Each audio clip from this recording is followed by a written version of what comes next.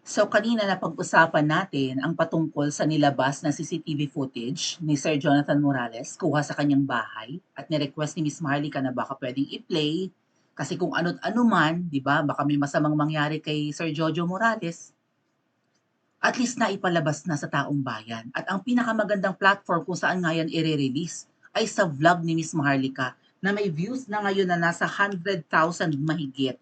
Check ko lang sa phone ko, ah. Okay, hold on. Alright, nandito ako sa channel ni Miss Maharlika. Meron ng 128,000 views.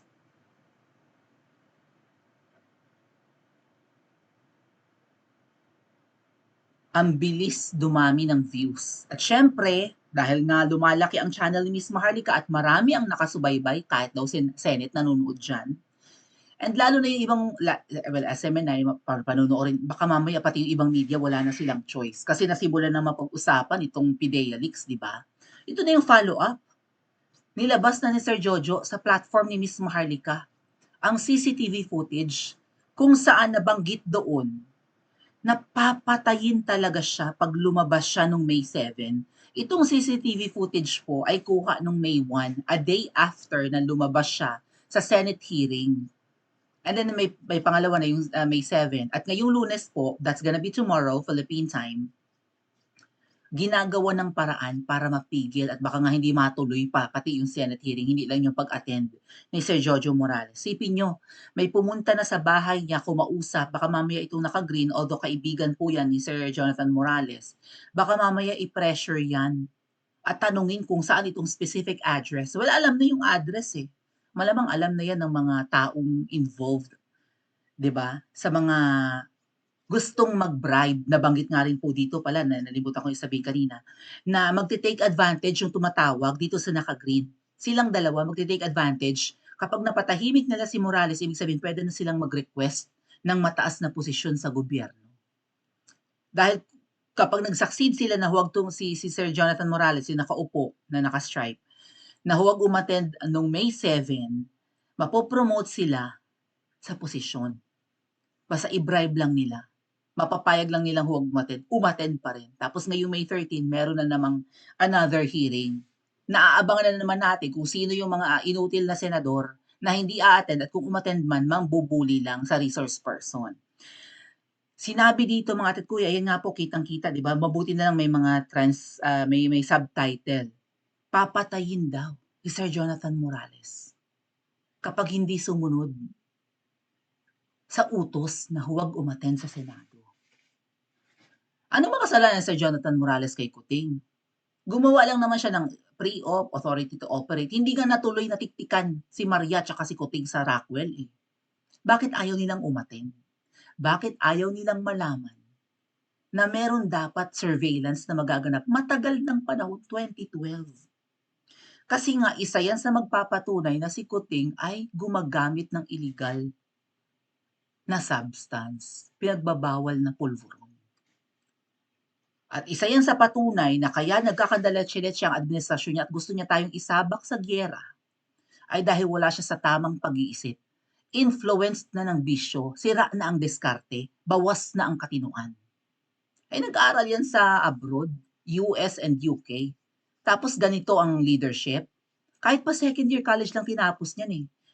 Kung talagang matinong politiko yan, sana hindi tayo nagkakadaletsi-letsi ngayon, mahal bilihin, grabe ang korupsyon, balik ang droga. Tapos manggugurgur. Actually mga ate at kuya, meron ng nagurgur. Kung hindi man nagurgur, namatay. At nagtataka ang lahat after nitong lumabas itong CCTV footage kung bakit parang may pattern. Ito po yung post ni Edwin Hamora, isa sa mga DDS ano po. I remember Rowena Burden. Sino ba siya? Hanapin natin sa Google, no? Even nga sa Facebook, makikita naman ang page ni Doc Rowena Burden eh. Taga Cebu. Nakulong ito. Maganda yung pagkakadiskarte. Parang pinakulong si Rowena Burden dahil nga binabati ko sa inyong gobernadora ng isang kilalang syudad sa Kabisayaan. The, you know, the oldest City, magigets nyo yan, ito si Doc Rowena Burden. Iisa lang naman ang inaaway niya sa Cebu, na allegedly maldita yung politikong yan. Masama ang ugali, nambunot nga ng mic, di ba matapang, power tripper. At may alam alam nyo na, yung ginagawa sa palasyo ng Disneyland tuwing Tuesdays and Fridays. Di ba?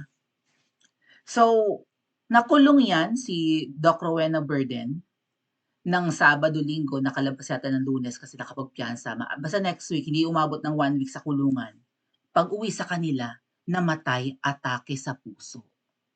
Marami ang nagdududa, bakit biglang namatay? Doctor yan healthy. Si Doc Rowena Burden. Binabatikos nito yan, nasa picture naman yung binabatikos niya mga ate at kuya. Hanapin nyo na lang. Nagtataka ang iba. Dahil nga doon sa CCTV footage ng interview, sa CCTV footage na pinroduce ni Sir Jonathan Morales na naka-stripe sa interview niya with Miss Maharlika, nabanggit dito maraming paraan para siya'y tsugihin or gurgurin. Either masagasaan, mabangga, maaksidente, hindi na kailangang barilin. Diba? Pwedeng masaksak, pwedeng aksidente nga, pwedeng atake sa puso. Mga natural cause. Baka mamaya lasunin or kung anumang paraan. Marami daw paraan para magpatahimik. Rinig na rinig sa footage na to mga ate at kuya. Kaya bumalik, last year lang naman namatay si Doc Rowena Burden. Bumalik na naman yung tanong ng iba. Ayan CCTV, hindi yan. Pero ito nga yung sinabi, ayan sabi ni Yu Chang, doon sa CCTV audio, 'di ba, sa voice recording ng CCTV, siguraduhin mo pare na kaya mong patahimikin 'yan or 'wag nang magsalita, mag-testify sa Senate. Sabi nung kausap nung naka-green na naka-blur na 'yan sa picture. Nakikinig si Sir Jojo Morales, naka-speaker, para nga marinig niya yung sinasabi, 'di ba? Nung kausap nitong naka-green, kaibigan ni Sir Jojo 'tong naka-green, pumunta sa kanya at ayun nga po pinararating niya yung mensahe. Nung tumatawag at kausap nga din nung tumatawag si James Kumar, tama ba yung pagkaka-recall ko sa paliwanag ni Miss Marlica at saka ni Sir Jojo? Yung tumatawag dito sa lalaki naka-green ay kausap na si Lam. Liza Araneta Marcos ang ibig sabihin ng Lam. Kilala siya as Lam. At saka yung James Kumar na isang Indian national na kaduda-duda ang mga negosyo sa Pilipinas at maraming kaso sa Pilipinas. Anong sabi dito? Siguruhin mo pare na kaya mong patahimikin yan. Alam mo naman, marami na ngayon natitegi sa puso o disgrasya. Hindi na nabebeng-beng, di ba? Alam mo yan, matitegi bills yan. Or papatayin yan. Ayan meron ng, di ba, may subtitle yung video, nalagyan na ng subtitle, mabuti naman para kung hindi man clear yung audio, at least nababasa, di ba? Marami nang nag-upload dito sa social media, mag-ingat nga lang po yung nag-share, baka Facebook nyo ang gurgurin. Si Dr. Rowena Burden, di ba namatay sa sakit sa puso yun? Nakakatakot na ngayon ha. May napanood lang akong video. Malamang ito yung video yung tinutukoy ni Edwin Hamora. Atake sa puso. Biglaan ang pagkamatay. Kasi ayaw tumigil ng Dr. Rowena Burden na i-expose ang mga anomalya ng politiko sa Kabisayaan.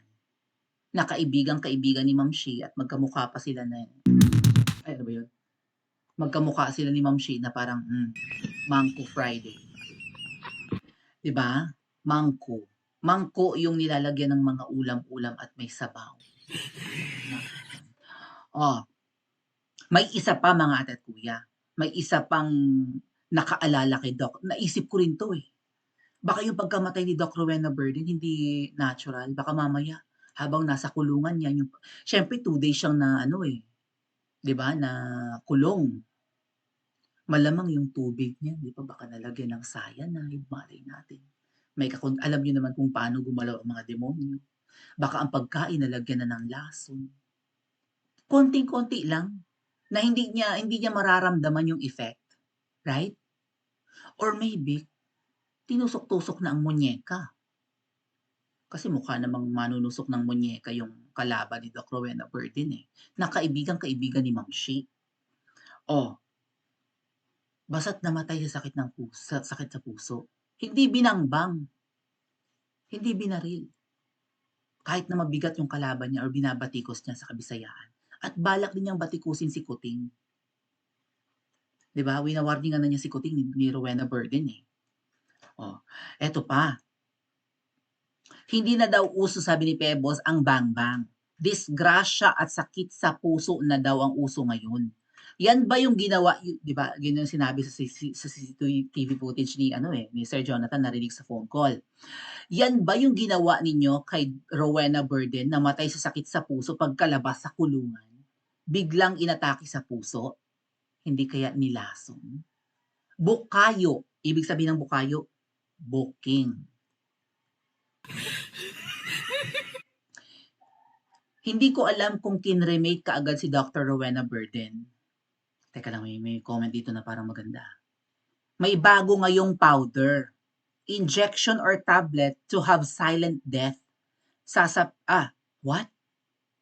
Sabi nung nag-comment, may bago daw ngayong pulbos eh. Or injection or tableta to have silent death. Sasapitin ng bibigyan nito, muscle of the heart ang tatargetin. Slowly but surely, patay. Dapat may gwardiya si Jonathan Morales at ang pamilya niya every minute. Sir JM or Jonathan Morales, magdala ka ng sarili mong tubig at pagkain. Protect JM. So, di ba merong mga ganon, yung parang, I'm not sure if that is a muscle relaxant kind of powder, na kapag tinake mo yan or na-take mo yan, parang marerelax yung muscle mo, masarap tulog mo, mapapahinga ka, makakalma ka. Parang mga Valium yun, eh, yung Valium tini-take ng mga may mga depression or something. Basta parang some kind of a muscle relaxant. Ay ang puso ay muscle. 'Pag nag-relax ang puso mo at hindi na nag-pump ng dugo at hindi na masyadong nag-function kasi nga kumalma, kalma ka habang buhay. So tama po, mag-ingat. Kung ayaw ka nilang kapag binangbang kasi, binaril kasi si Dr. Rowena Berdin or si Jonathan Morales, halata na pinapatay para tumahimik. Whereas kung inatake sa puso, 'di ba, na stroke or kung ano pa man, na high blood or kung ano pa man nangyari, nabangga, na aksidente, Diyos ko po yung asawa nga ni Lugaw, eh, nakakapagtaka yung crash ng eroplano nun, eh. Baka may mga alam si Jesse Robredo na kailangan siyang mapatahimik, narinig ko may blue book din yan siya, eh. Baka nandun nga raw yung pangalan ni Kuting, may post ako nakitang ganyan. Not sure if pakita ko sa inyo para baka sabihin niyo fake news tayo, ha, hold on. Open ko lang. May nagbanggit niyan, eh. Kasi kung sa'kin niyo lang maririnig baka hindi kayo maniwala. Oh! Was it SAS? Hindi si SAS. Teka, hanapin ko lang mga ate at kuya. Hold on. Blue book, hinahanap ko sa mga naka-save kong blue folders, yan nabanggit ni SAS, blue folders.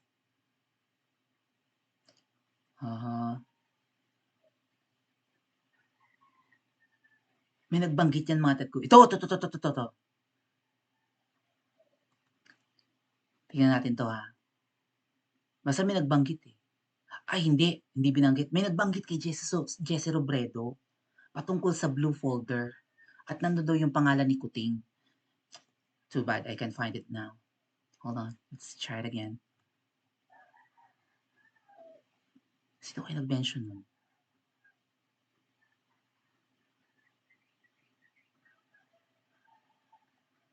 Hold on.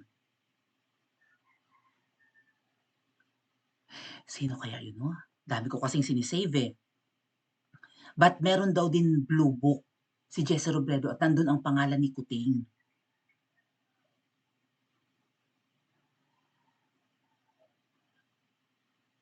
Okay.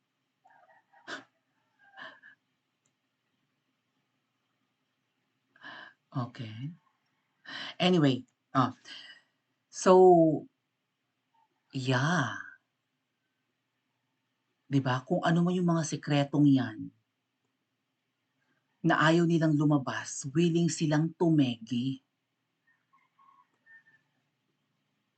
So, ano sa tingin niyo mga ate at kuya, yung pagkakategi ni Dr. Rowena Verde natural lang?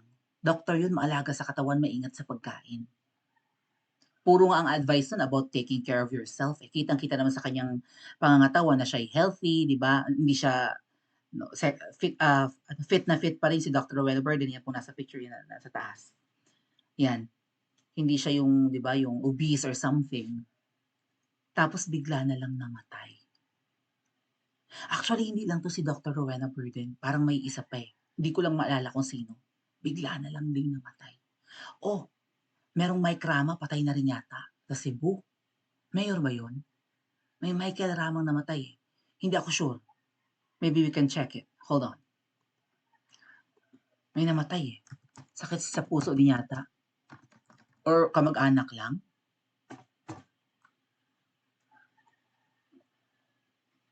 Michael Rama?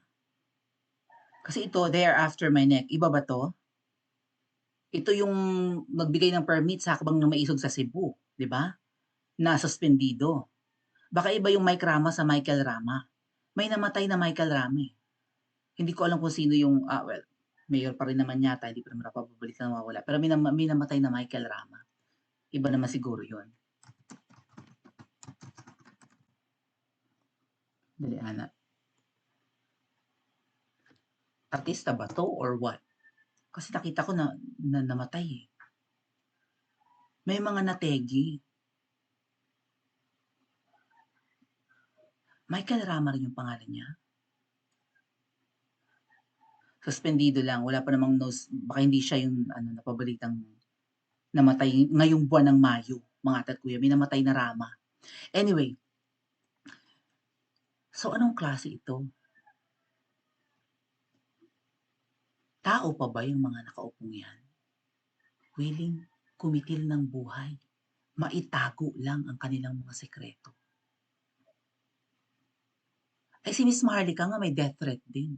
Si Sir Jojo Morales, ayan. At biglang naalala ng karamihan, si Dr. Rowena Burden. Ano kaya ang dahilan ng pagkamatay niya? Talaga bang sakit sa puso? Or nabudbura na ng powder ang pagkain at inumin habang siya'y nakakulong? Pa-comment nga po sa comment section at mag-like at subscribe po kayo.